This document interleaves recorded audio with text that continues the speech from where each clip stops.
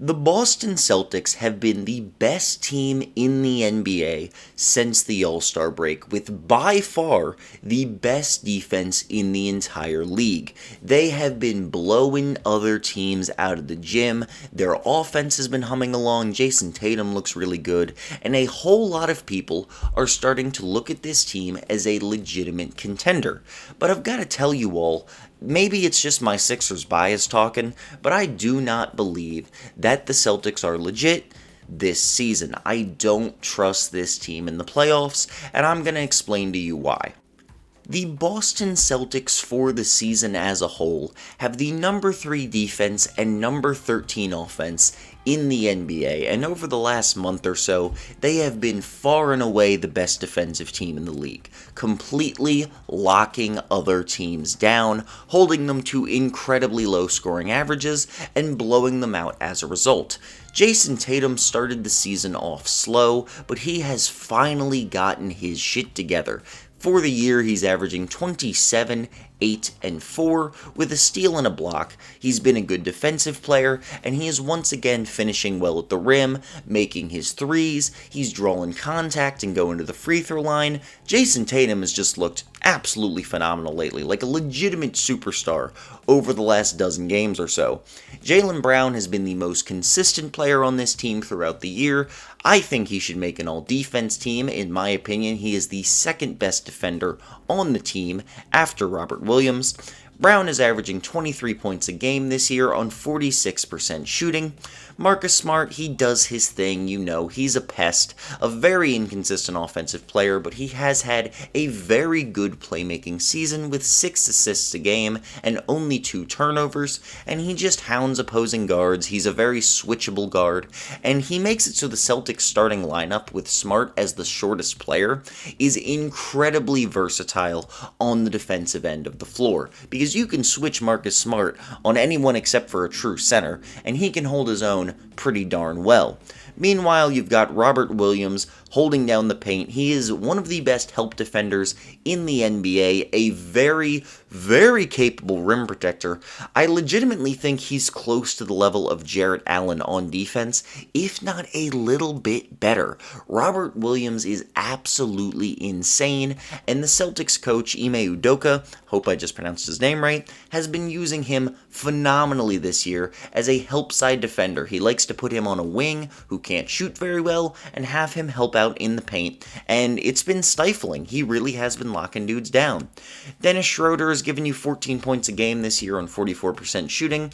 Not a great offensive player or defensive player, but he just kind of does his thing for this team. You know what he gives you. He's an all right bench player.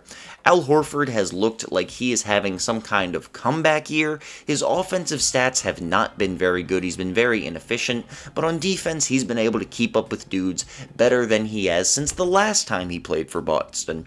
He's looking very good. And last but not least, we have Derek White of this team's... Sorry, that's not true. Grant Williams is also important on this team. But the Celtics recently traded for Derek White, and he's just another really versatile defender. He's got a little bit of playmaking ability. He just adds to the things that this team is already pretty good at, even if he is once again not the greatest offensive player overall as a scorer or a shooter.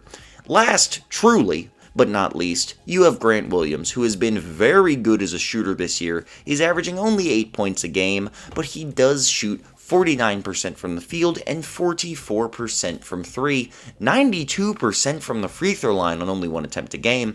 He's just been a real solid role player off the bench for this dude, and once again, you're going to be shocked by this, a versatile, switchable, big defender. So, this team has the size, they have the defense, they've got a couple of good stars, and they have a pretty good coach. What is holding them back for me? The biggest issue with the Boston Celtics is their offensive production, and specifically, I am talking about three-point shooting. Before the Derek White trade, before the Celtics traded 40% three-point shooter Josh Richardson for 26% three-point shooter Derek White, before that trade happened, the Boston Celtics were already the worst three-point shooting team in the league with a winning record and the 4th worst three-point shooting team overall.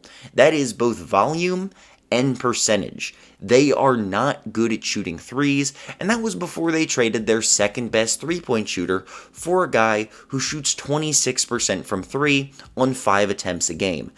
The fact that Derek White is taking 5 three-pointers a game really tells you all you need to know about the state of this team's offense. They cannot hit their threes for shit. Jason Tatum and Jaylen Brown are both decent to good three-point shooters, but they've been forced to take too many threes this year, and it is dragging their efficiency down. Tatum is only shooting 34% on 9 attempts a game, Jaylen Brown is shooting 35% from 3 on 7 attempts a game, and Jaylen Brown is actually the best three-point shooter in the main core of this team's rotation, besides Grant Williams. Grant Williams is shooting 44% from 3, but he takes 4 of them a game, and he's just a guy off the bench. He's not a dude who's going to carry you by taking a million shots on a night he gets hot. That's just not who he is.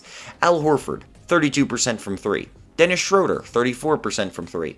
Robert Williams does not shoot threes, and Marcus Smart is shooting 33% from 3. This team does not have any shooting, and when you go into the playoffs and you play against some really good defenses, you're playing the Miami Heat, you're playing the Bucks, you're playing the Sixers, even if you're playing a team like the Toronto Raptors, who have a bunch of long, capable rim protectors and wing defenders. All these teams have to do is game plan around forcing you to shoot a million threes, most of which you will miss, and keeping your team out of the paint. You double on Jason Tatum and Jaylen Brown when you have to, if it means leaving Robert Williams open on the 3 where he won't shoot, or Al Horford, or Derek White, or Marcus Smart, because you can't trust these guys to consistently make their threes. This team with great defense and no three-point shooting, it's like an entire team of Matisse Thybulle. Yes, they're going to hold their opponents to like 90 points a game, but they're also going to really struggle to score 90 points a game on their own.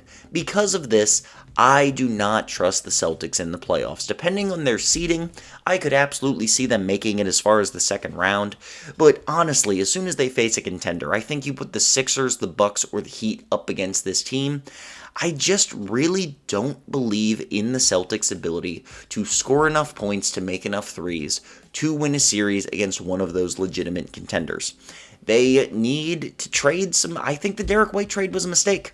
I think they need to trade for someone who is a really good three-point shooter, and instead they traded for more defense, which they already had an abundance of. Like, you can't have too much defense, but you also don't need it as much as you need three-point shooting when you're already one of the best defenses in the league. So I think the Celtics made a mistake this year with their trade. I think that they'll be a tough out for anyone because their defense really is that good.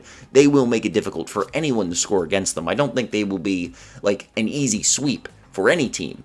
But I think in a tough 6-game series, the Bucks, the Sixers, and the Heat have a definitive edge over the Boston Celtics because of their ability to handle the offense and make open threes. Thank you all for watching.